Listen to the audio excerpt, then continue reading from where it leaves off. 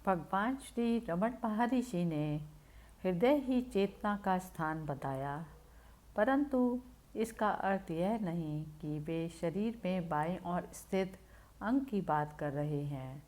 यह वह हृदय नहीं जो रक्त के प्रवाह को बनाए रखता है। वे वक्ष में दाईं ओर स्थित आध्यात्मिक हृदय की बात करते हैं और चेतना से उनका अर्थ विचार नहीं बल्कि अस्तित्व का विशुद्ध भाव है।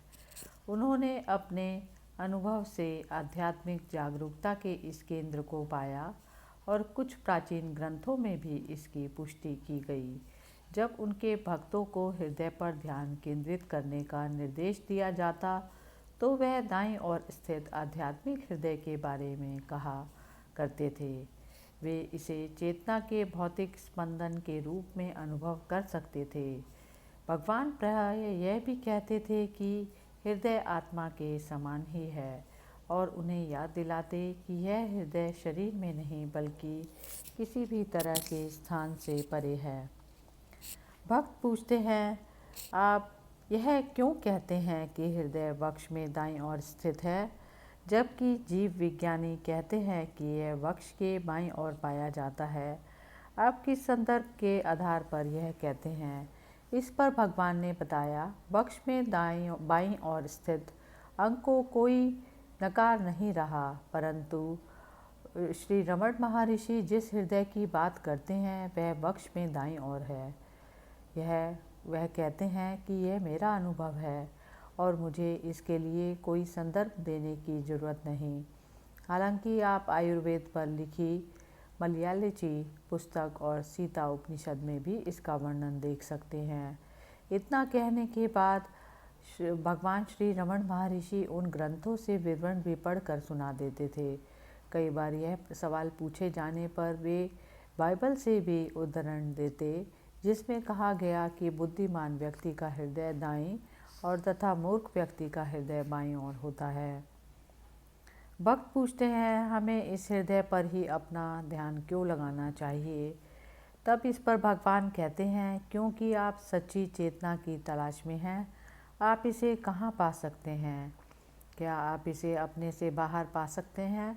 आपको इसे अपने भीतर पाना होगा, तभी आपको अपने भीतर देखने का निर्देश दिया जाता है। हृदय ही चेतना का स्थान अथवा स्वयं चेतना है। मैं आपको यह निरीक्षण करने को कहता हूँ कि आपके शरीर में मैं कहाँ से पैदा होता है, परंतु यह कहना भी पूरी तरह से उचित नहीं होगा कि मैं वक्ष के दाईं ओर हृदय से उत्पन्न होता है और उसमें ही विलीन हो जाता है। हृदय सत्य का ही दूसरा नाम है, जो ना तो शरीर के भीतर है और ना ही शरीर के बाहर। इसके लिए कोई भीतर या बाहर नहीं हो सकता। जब मैं हृदय के शब्द का प्रयोग करता हूँ तब यह कोई भौतिक अंग नहीं है। इसे आप कोई स्नायु या स्नायु जाल भी ना माने। यदि मनुष्य देह से अपनी पहचान बनाए रखेगा तो यह सोचता रहेगा कि इस देह में स्थित है, तो इसे यह विचार करने का परामर्श दिया जाता है कि देह में मैं का विचार कहाँ से पैदा होता है और कहाँ विलीन होता है। इसे वक्ष में दाईं ओर ही स्थित होना चाहिए। किसी भी धर्म, जाति, लिंग के व्यक्ति पर ध्यान दें। जब वह मैं को इंगित करता है तो उसका हाथ सदा हृदय के दाईं ओर ही जाता है।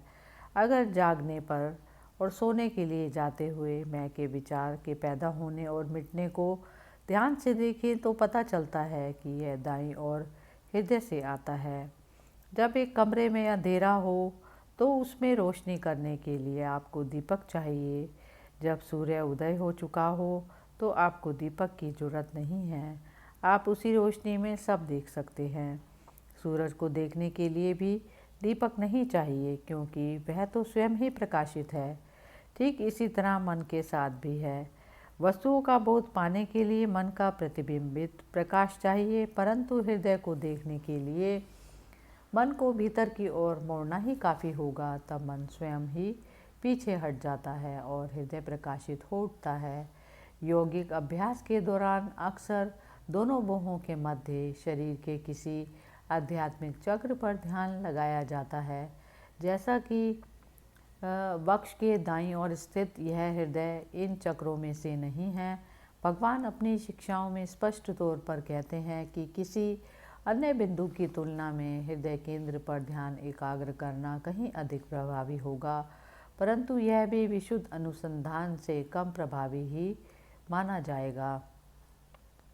भक्त पूछता है, वक्ष के विविध रंगों के 6 सूक्ष्म अंग पाए जाते हैं, जिनमें से आध्यात्मिक हृदय मध्य से दाईं और 2 अंगुल की चौड़ाई पर स्थित है, परंतु यह आध्यात्मिक हृदय निराकार है। क्या इसका अर्थ है कि हमें इसके आकार की कल्पना करते हुए इस पर ध्यान देना चाहिए? भगवान कहते हैं, नहीं, केवल मैं कौन हूँ की जिज्ञासा ही अनिवार्य है। यह सोने और जागने की अवस्थाओं के दौरान निरंतर बनी रहती है, परंतु जागने पर अप्रसन्नता सामने आती है और इसे दूर करने का प्रयत्न होने लगता है। जब यह पूछा जाता है कि नींद से कौन जागता है, तो आप उत्तर देते हैं कि मैं। आपको इसी मैं को थामे रखना है। यदि आपने ऐसा किया तो वह शाश्वत सत्ता स्वयं आपके प्रकट होगी। सबसे अहम बात यह है कि आपको आध्यात्मिक हृदय पर ध्यान एकाग्र नहीं करना।